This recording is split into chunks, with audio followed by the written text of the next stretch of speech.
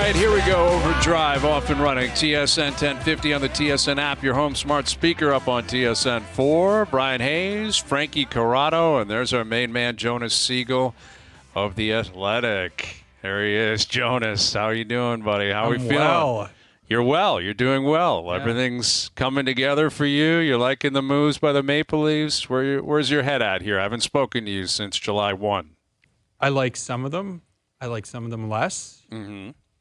Let me ask you, what do you guys think? Well, Jonas, we're 10 seconds into the show, and I was going to make a point to get to this very early with you because I had a feeling you had some strong thoughts, and Hayes went to it 3 seconds in. Like, we were on the same page on this. We need to get Jonas going. So where are we at? Like, Chris Tanev, 6 years, OEL, 4 years? I don't know. What's going on in that brain? What's the breakdown? What's the breakdown? Give us the Cole's notes of what's been written here in The Athletic. So I like Tanev.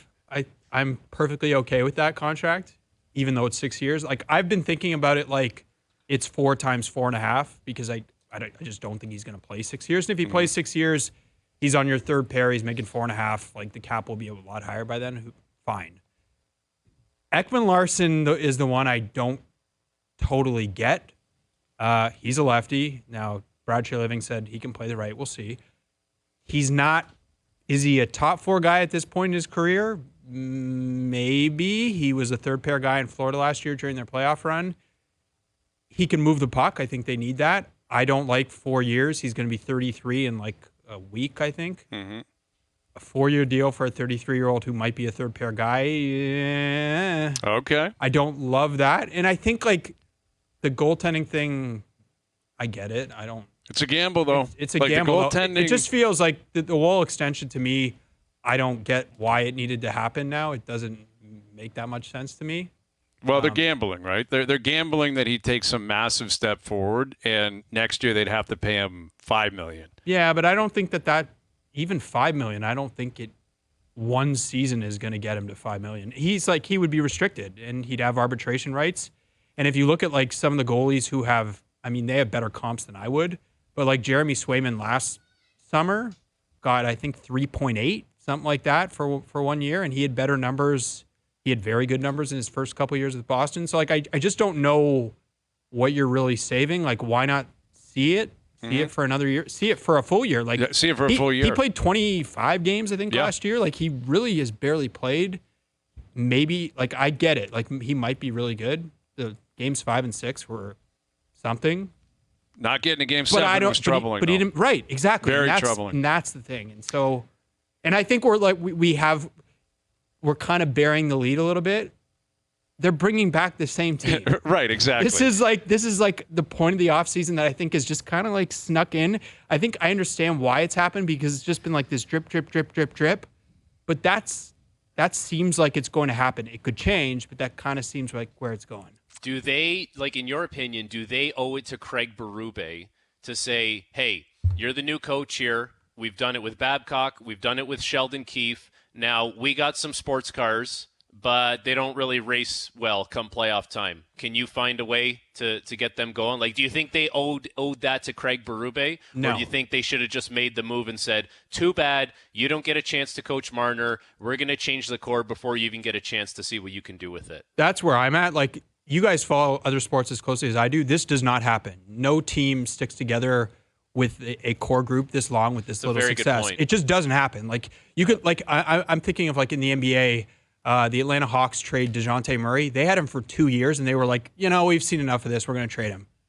Like this, like Philadelphia. It's unparalleled. It's unparalleled. Really is. It just does not happen. Sport. And so now they would say, well, what do you want us to do? Like, these guys have no movement clauses. Well, I mean, I think Hayes and I agree. Like, maybe you take a tougher stance on this whole thing and say, we have to do something. This has not worked. These are really good players. For whatever reason, it has not worked, and we got to figure something out. And if they were going to do that, I think we would have known by now. Maybe, right? but like sometimes these trades happen in August, don't they? Right, but the idea of them like having that opinion or that basically mantra, like this is happening, we will not rest until this is like changing. Yes. That would have, in my opinion, it would have come out Like someone would have said, you wouldn't believe what happened at the draft, or what, a GM reporting that they heard Brad Treliving did this, or, the Leafs have this offer on the table and now they just have to sell it to player X. I believe that would have been discovered by now. I think it would have been outed by now. So, things could change. It could change a week or two from now or a month or two from now. They don't play games for a long time. But I do think the goaltending situation is one that you can, again, on July 3rd, you can wrap your head around that Joseph Woll, when healthy, was really good. Stolarz, when he played, he hasn't played a lot. Not a young guy. He's 30, hasn't played a lot. When he did play, phenomenal numbers, like spectacular numbers, yet neither guy is a defined number one. Neither guy has played a lot of games. This is a tandem that you can psych yourself into in July, and then by next April you can look back and say, why would they allow themselves to do that? If it doesn't work, this will be an easy one to look back on and say, what were they thinking there? Like, how could they possibly think this was going to work? So they're taking a gamble in net. Like, they are taking a gamble in net. I'm intrigued by it. I'd love to see the story of Joseph Woll develop, a homegrown guy, drafted, developed, got here, took over the reins. Like, it's they long need overdue. that at some point. They need that to happen. Every team around the league has had that at some point. This is the opportunity. It felt like they wanted to do it with Jerry Sparks, didn't it? Like, when you moved on from Matt Gallaney, it was like, okay, AHL champion, like goalie of the year, you're coming up. We're going to get rid of the veteran guy. We're kind of giving you that opportunity.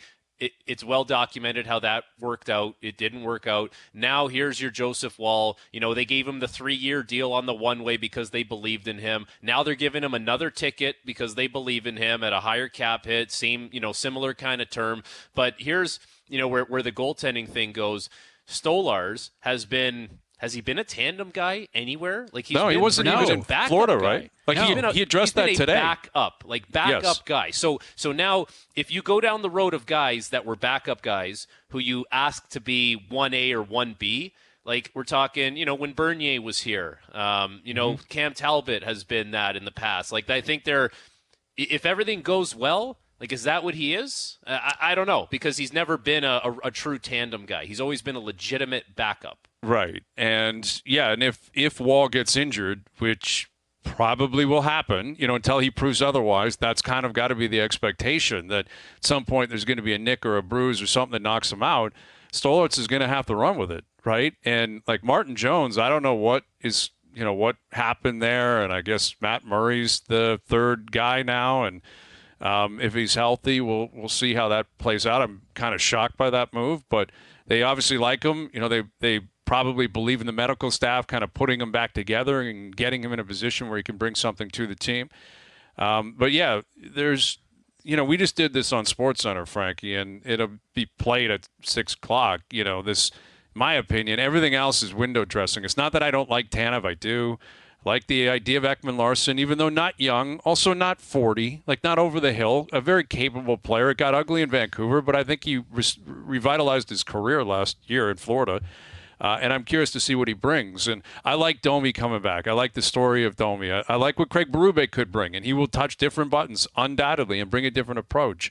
But for me, this is not the chicken or the egg. It's not like it's the 5 players who have been here forever. Like, those are the guys that are going to determine whether you're going to do anything. So they're going to be a really good regular season team like they have been for 8 years. I think they'll make the playoffs. They'll probably get to a Game 7. And will Chris Tanev push them over the top? Probably not. It's going to have to be what Pasternak did for Boston, what Reinhart and Verhaeghe did in Game 7 for Florida. It's got to be Austin, Willie, Mitch, John, Morgan. Like, it's the same character. Imagine, I was thinking driving in here today, guys, like, imagine, go back to, like, what was it, like May 5th or whatever, when after Game 7. Imagine, like, you could have hopped in the DeLorean and come to July, whatever day this is, and said, like, so what happened to the Leafs? What did they do with their team? Nothing. Did they fired the coach? Yeah, and that's going to be the big sales pitch of change. No, they did. Yeah, they didn't. They got rid of Shanahan, right? It was decade one play. No, he's coming back. So they must have, like, changed up the core, right? No, those guys are coming back. Yeah, they changed the defense, right? Yeah, they did. They did a pretty good job.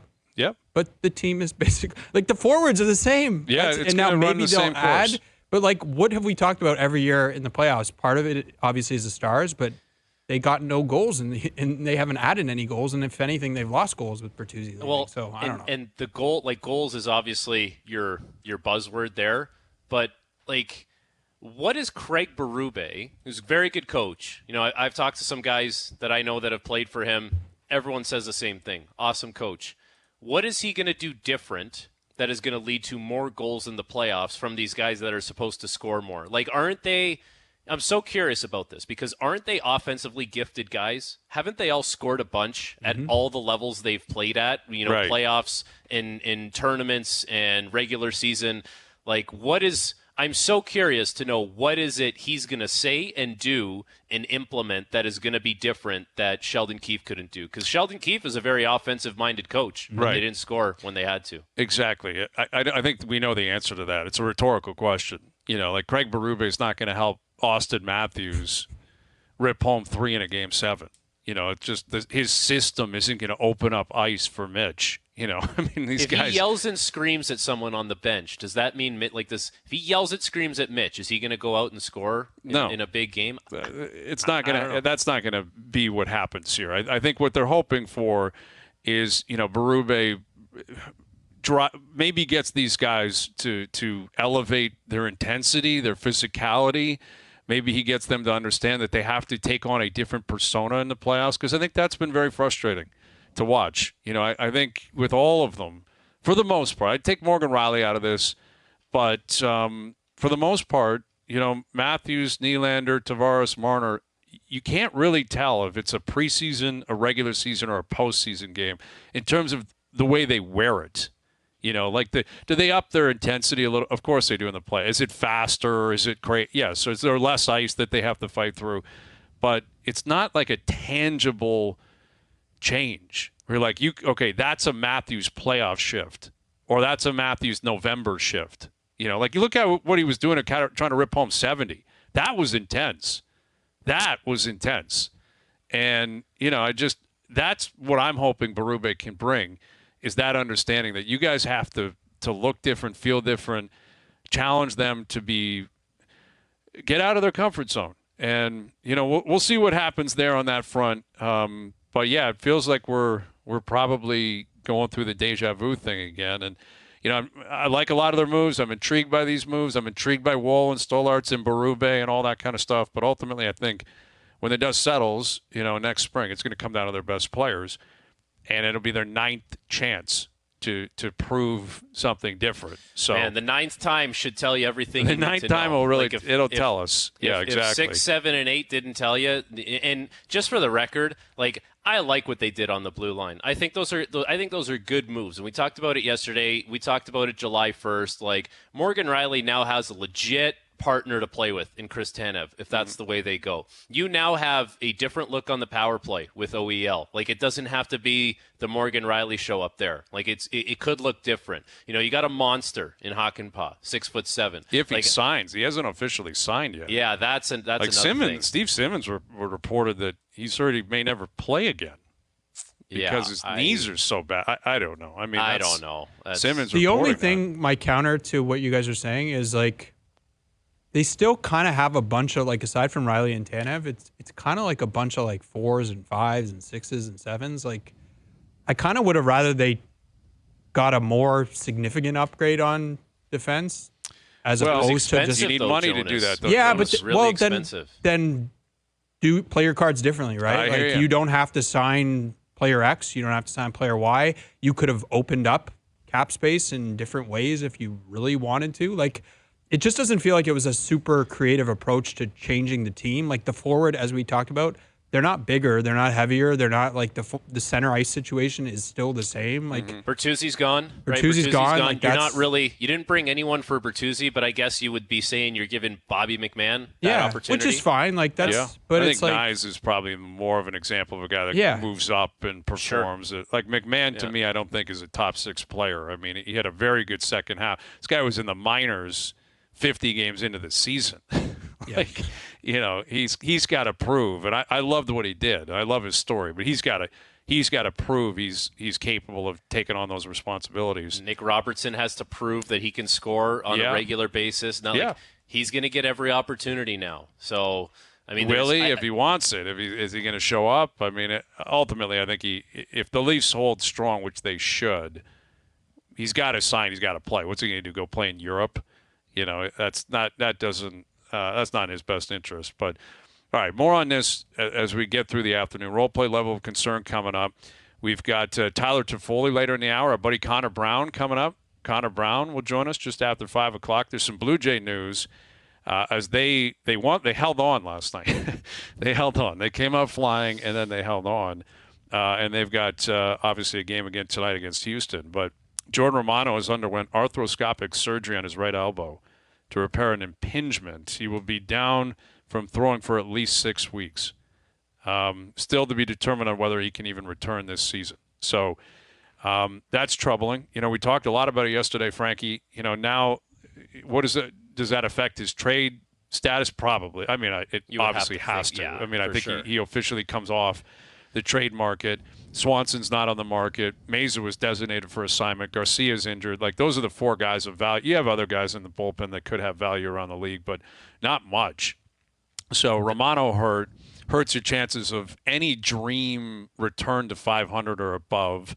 And it returns really, on a trade. That's the more substantial point here is Romano, Swanson, and Meza not being available for trade is just so crushing, because those are 3 guys that would get flipped, and you could get something for them.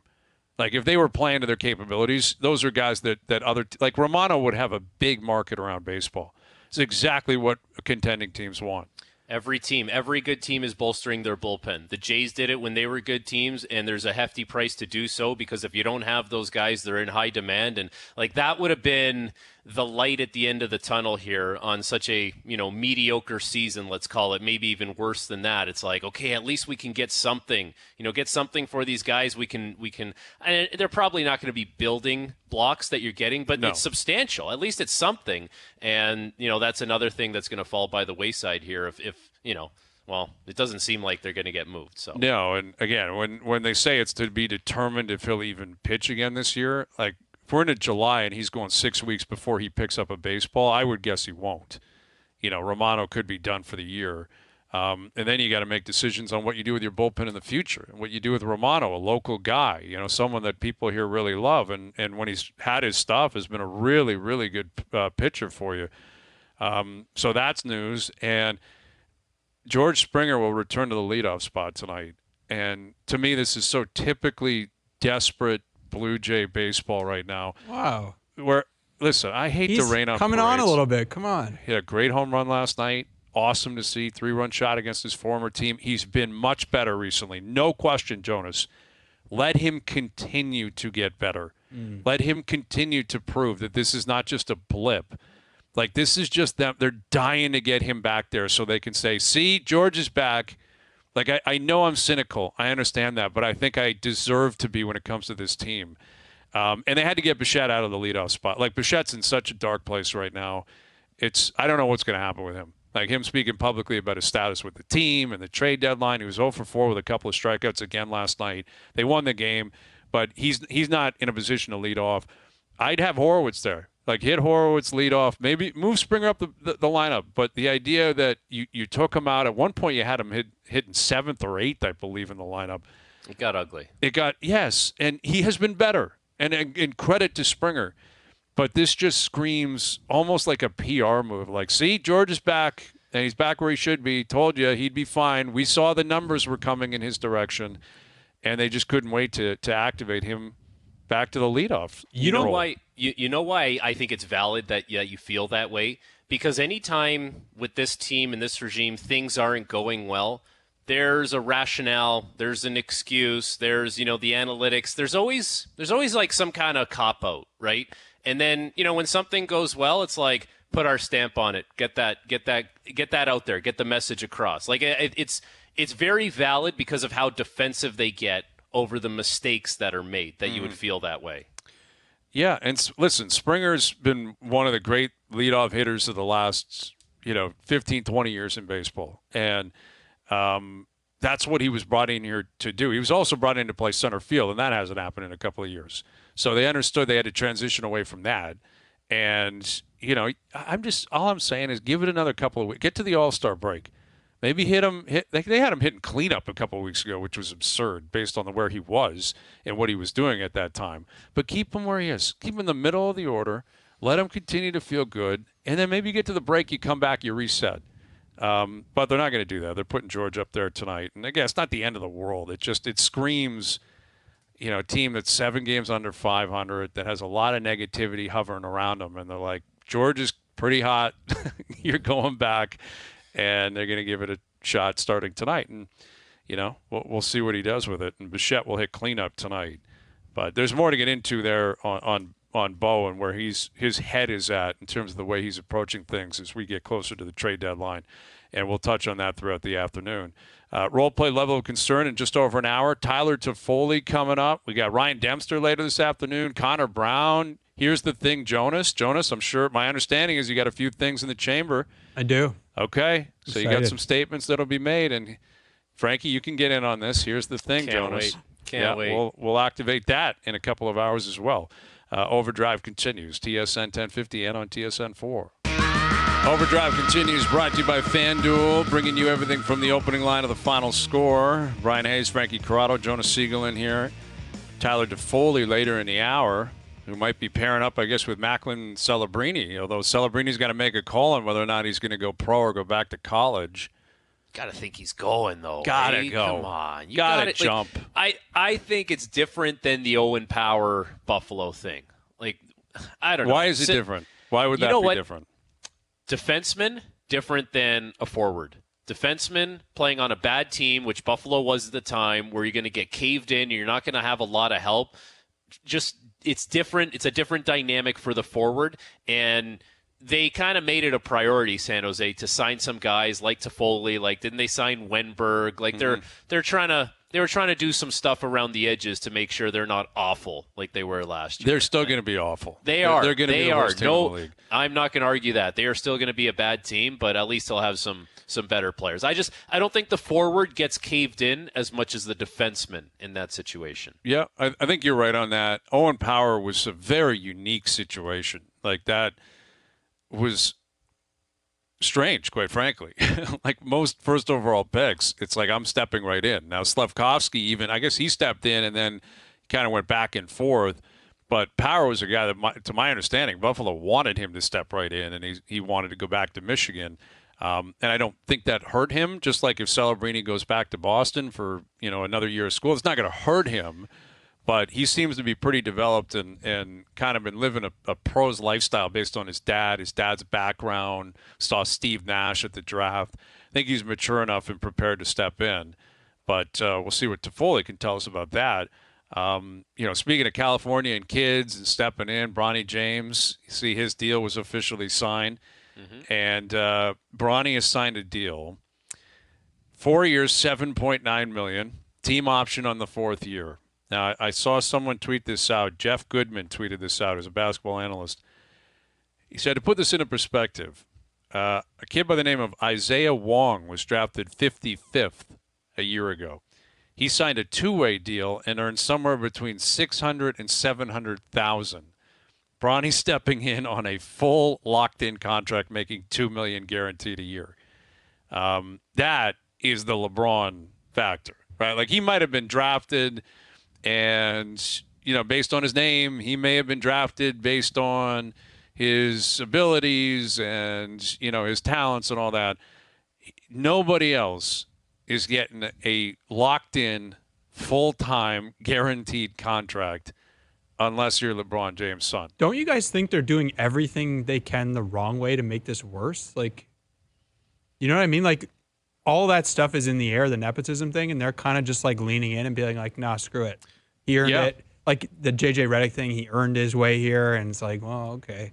And then it's this contract, and it's everything is going the way you probably shouldn't want it to go. You know what I mean? Well, it's very difficult for this to be I think it's very difficult for this to be a good ending for Bronny. There's so many things that could make this go south, there's one thing that could make this go well, and that one thing is going to be extremely difficult. It's so much easier for all the other things to happen where, get a game, play terrible, fail. Play in G League, don't do well, fail. Like, all these things could go wrong. Bad PR because of the nepotism. Like, it's so easy for that to happen. Frankie, like, imagine like that was your teammate. Let's say it was like a teammate on D, and you guys are both kind of like competing for the same spot. You're like, I got no chance against this guy. Like, they're just going to give him the chance. And don't you think that is going to breed like resentment in their locker room? And it's like, this is all kind of awkward.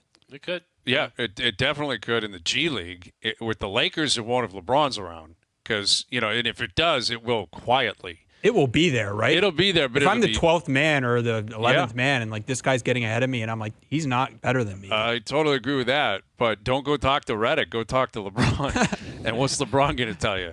That again, I think it ties in.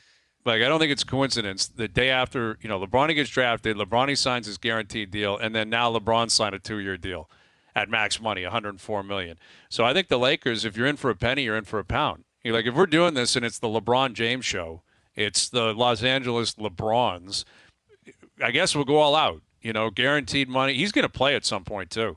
Like, I'm sure he'll spend a majority of the year in the minors. He will play a game with the Lakers. It will happen. He will Of course play. It's going to happen because that's the whole reason why this thing has transpired. So LeBron can play with Bronny. Yes. But that's crazy. I know anyone we've talked to or anyone you watch NBA today, and we talked to Bobby Marks yesterday, it's like, this guy's not ready for the NBA. But he's going to play. Here's another thing. What is J.J. Redick supposed to stay here? How is he proven that he deserves to be the head coach of the Lakers? How did he pay his dues? Guy was on a podcast and on First Take a week ago. Now he's the head coach of the Lakers, and I think he's there because he's LeBron's guy. Like, so, it's not direct nepotism necessarily. He's not, J.J. James, but he's there because I believe he's connected to LeBron. Now, he played the game. He made his own path. Don't get me wrong. And by all accounts, he seems like a really smart guy, but he has never coached before anywhere. Will this be better or worse than Jeff Saturday? Oh, I remember that? Yes, that was a disaster. I think this will be better because Saturday he was put in a bad place because he had to jump on a moving train in the NFL. You know the way football works in the NFL. You never fire coaches with like weeks to go in the season.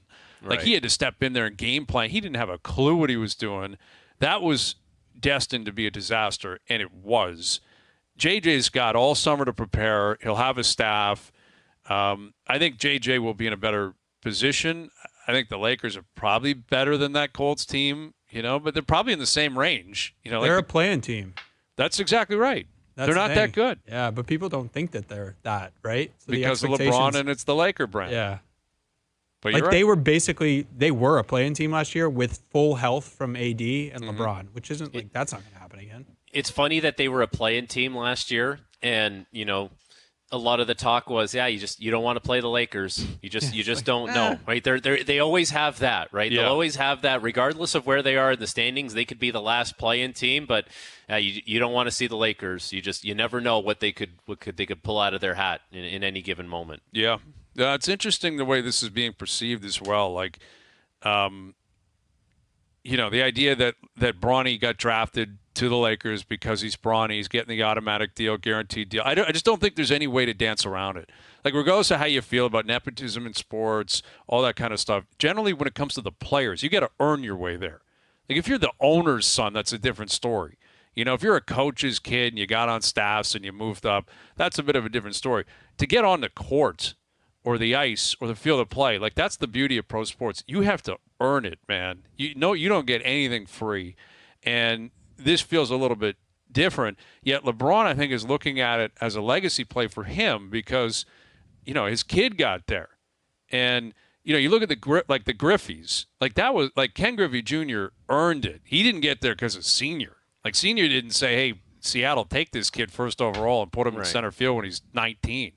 Like, he hit the home runs he hit. He's in the Hall of Fame because of how great of a player he is. This is a totally different story.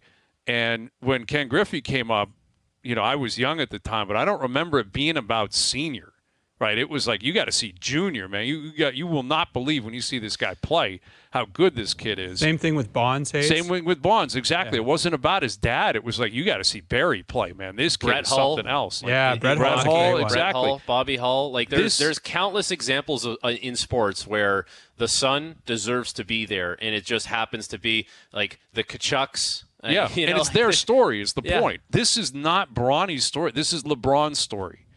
Like, this is LeBron getting his kid there and then going to play with him, and I don't know.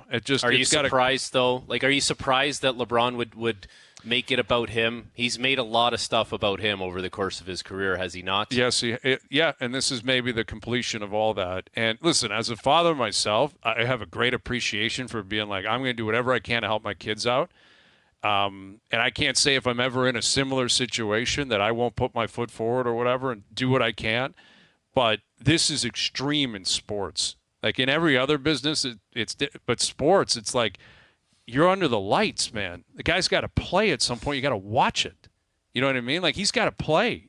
And if he plays and it's a mess, it's like that's something I'm not even sure we talked about yet. Like, if he gets forced into this and LeBron has his wish fulfilled, Bronny's playing with me in the NBA, and he goes out there and he just gets torched, what is Barkley going to say? I told you, the story's written already. All those stories are already written. They're in the drafts. But what does Redick do in that situation? Like, what if it's like very clear he shouldn't be on the court?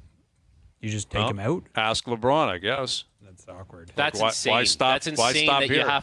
you have to go to him and get permission to say, listen, can we watch the tape back? Because it wasn't very flattering out there. Can I take him out? Like that you probably aren't doing that, right? You're just coaching. But yeah, I guess he's got to coach in the moment. But in the back of his mind, he's going to be thinking, what does LeBron think of this? Yes. Like that's the power of LeBron. Can I yell at this guy? Can I get on this guy? Can I torch this guy with LeBron right there? This guy throws up a shot he's not supposed to. If he misses out on a defensive assignment, can I torch this guy? Like, he's a kid. I think that's probably in his best interest to do that. Like, be on top of him. Be hard on the kid. Like, that's usually pretty good in life, pretty good in sports. Is that allowed if LeBron's sitting there? Will LeBron do that himself? Do you want LeBron doing that? It's going to be fascinating. And here's another thing that's going to happen. This will be televised. LeBron and they will work out something with HBO or their own production company, the journey of Bronny, or the James family takes over the lake. Something's coming where this will be produced, and it's going to be a show. And I think they know that. I think they're actually pretty smart because I think they'll do pretty good business on it.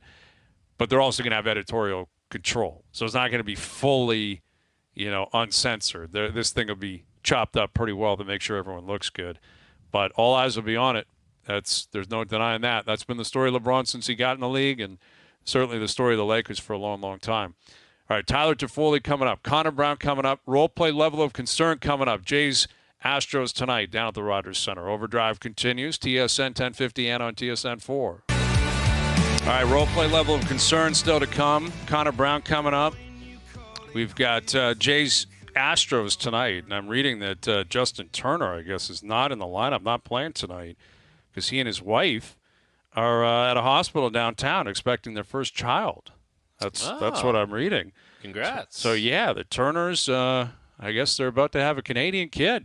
There you go. Awesome. Maybe a ball player in the future, maybe a hockey player in the future. And I'm sure our next guest is intrigued by that. He probably knew this story because my understanding is he's pretty close with the Turners. And you know him, obviously, as a guy from around here, played in the Ottawa 67s in the OHL. He was a King, won a cup. He's been around the league, and he just recently signed in San Jose. Here's Tyler Toffoli. How you doing, Tyler?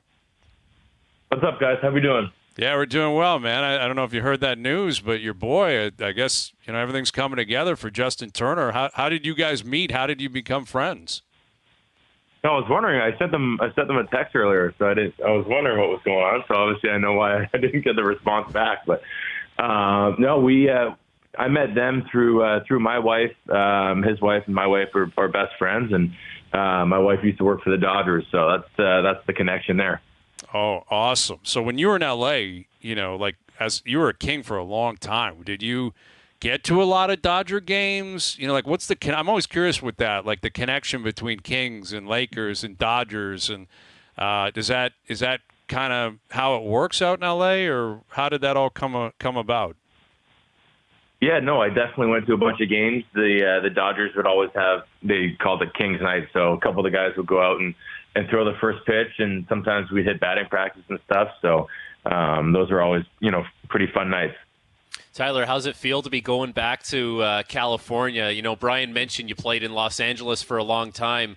You know, if you rolled through and did that road trip and you had to play the Kings, the Sharks, and the Ducks back when you were playing for the Kings, man, they would you would lose a little bit off that one. How does it feel to be going back to California?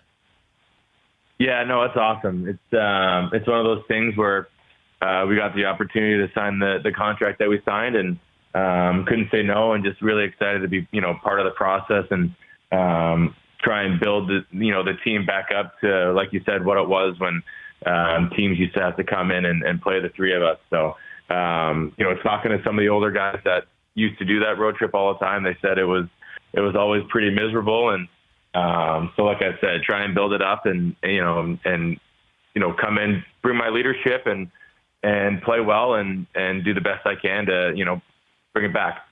With Tyler Toffoli, who signed with the San Jose Sharks, and I'm curious how you balance that, because you're not a young guy anymore, but you're also not over the hill. You're expected to produce, and I'm sure that's the plan. I know you're going to bring that to the table, but it's also a young team. We know where they finished in the standings last year. It's very likely Celebrini, we went first overall, is going to be a teammate of yours this year. How do you balance, leadership, but also understanding, like, you got to produce, you got to make sure that this team starts moving in the right direction? Yeah, no, I think obviously the first thing you got to do is just show up and work every day. And if you're trying to get better every day and do the little things, and like you said, a guy like me who's been in the league for a while, there's a few other guys that have been in the league for a while. If we do our job and show that that's the main priority, then I think the younger guys are going to follow, and that's only going to help the team and the process move quicker and go in the right direction. Was there like one guy with the Kings, Tyler, back in the day that really helped you, kind of took you under your wing and kind of showed you the ropes?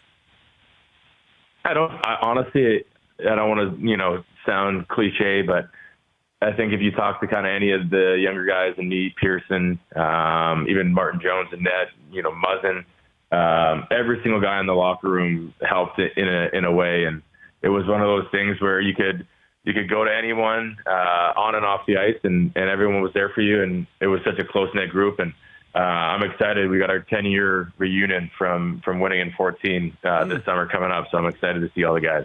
That's going to be pretty cool. You have those moments and you get to get together with those guys again. It's like you don't miss a beat. And, if you go back to that time, like, it feels like the league and the way the game has kind of evolved, it's changed a little bit from the outside. If you're talking to some of the younger players in San Jose, like, how do you kind of articulate where the game was and how it was played back in 2012 when you broke into the league to kind of where it's at now?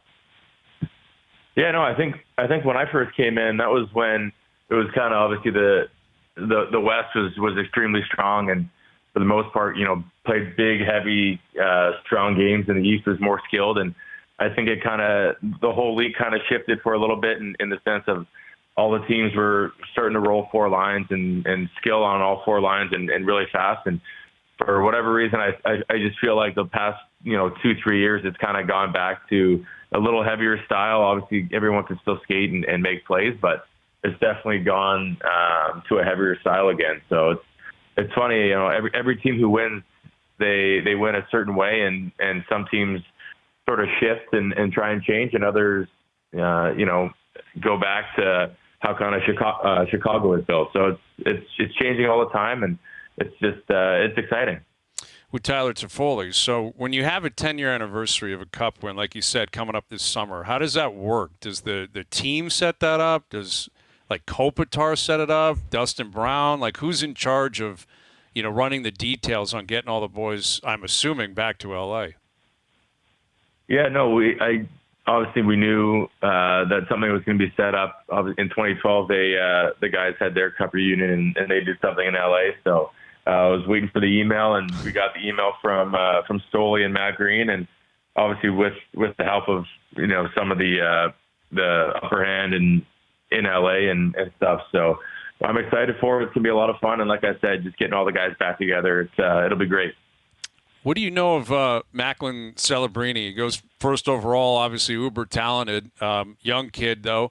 What have you heard? What have you seen and liked so far, and what are you looking forward to in terms of playing with him? Oh, I mean, it's funny.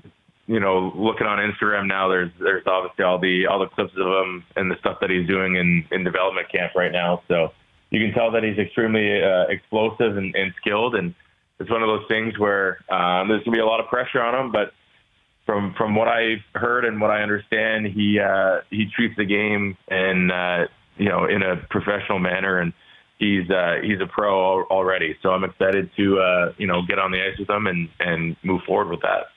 Hey, how does it go now, for a young guy like that who steps in? Of course, there's older guys around. There's, guys like you who have won a championship.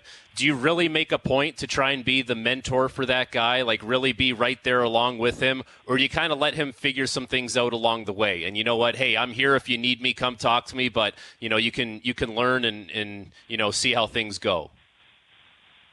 Yeah, I think it's a little bit of both. I think at the end of the day, you have to do things on your own and live and learn in a sense. But at the same time, like I said earlier, if you show up to work every day and do the little things that make yourself better and make the team better, then he'll find a way to follow. And if he wants to do it the same way or a different way, and it all ends up being the same thing, then that's how it is. And that's what my goal is personally, is just show up and work every day and trying to help the team win games. And obviously he's going to be a big part of it and a big part of the Sharks' future. Yeah, there's no question about that. Congrats on, the deal. Good luck going there to San Jose. I'm sure there's, a number of Canadian teams that have, had their hand up for you. Where have you played now? Vancouver, Montreal, Winnipeg, Calgary. What do you need? Toronto, Edmonton, Ottawa. Any chance you get all 7 Canadian teams before you wrap it up, or what? Well, this was a nice deal for me, so I can have a little bit of the trade protection this time, so I'm not getting moved around at the deadline. So okay. Hopefully I'm staying put here for a few years, and we'll see what happens later on. Okay. All right, man. Yeah, I'm not saying I want to see that happen. I just think it's kind of cool. You play for all these Canadian markets. Like you said, moved around a lot at the deadline, but you've had a great career, Cup winner, and congrats on the deal in San Jose. Good luck out there. We appreciate you doing this. All right. Thank you guys very much. You got it. Tyler Toffoli. Yeah, he's hit Vancouver, Montreal, Calgary, Winnipeg. That's in the last, 4 years. Former Toronto Junior Canadian. They had his right. team, that 92 team, they were stacked. I think Smith Pelly was on that team. Okay. That was a serious minor hockey team they had. Yeah, the Junior Canadians have always had a really, really good system. I'm so far removed from it now, but do they have a Junior B team now? That's the Junior Canadians? They have a Junior A team. A Junior A? Okay, they didn't have that when I was a kid. Yeah. Or when I was, a teenager. It was only the minor hockey team in the GTHL. Yeah, no, things have changed since your MTHL days. Yes, I know. That alone, that's how old I am. I played in the Metro Toronto Hockey League. That's how old I am. I actually was in the league when it transferred to Greater Toronto Hockey League. And my year, we got screwed because we were the only year that couldn't go to the Pee Wee tournament in Quebec. Hockey Canada, my understanding, is penalized the GTHL because we were poaching players because players wanted to come play in Toronto. So there was no GTHL, no Toronto teams in that Pee Wee tournament in Quebec City. I think it's because the GTHL kept winning. They were tired of us going over there, stacking these teams and winning. And it's tainted. That's what it was. It's tainted. Yeah. I don't even know who won our year in 1983, but whoever won it, it's with an asterisk because it was bogus and it didn't count because one of the Toronto teams were going. We qualified. I was playing for Mississauga at that point, I believe. We would have been going, but. Anyway, whatever. It's all good. Not that I'm bitter, 20, 30 years later. Your Pee Wee career.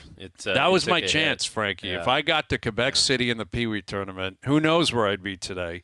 But that was robbed from me and other kids in Toronto because everyone complaining that kids all over, Ontario wanted to come up here. You wanted to play in Toronto. It was like a huge thing back in the day that teams were poaching players. I said, nope. Sorry, we're going to penalize the kids because of the way parents were acting. Just got a note from our boy Adam Scully. He goes, no kidding, they were stacked. They lit me up like a Christmas tree on the regular for 3 years because he was a goalie in that loop. Oh, he was yeah. a 92 goalie in that GTHL loop. Imagine that. Man. And if your team wasn't very good, Oh, you were ugly, putting man. up 7 or 8 spots. Not that wouldn't have been Scully's fault. Scully was a good goalie. Scully would have done his job for sure, but he the had his defense guy. was probably leaky, bad coaching, and it's just they couldn't get the job done. But that was terrifying. If you're a kid and there were stacked teams, I found that that happens more. Like what I hear, like there's way more like stacked teams. Like when I was growing up, there were obviously the best teams. There was 2 or 3 teams that were better than most, but there seemed to be some parity when I was a kid.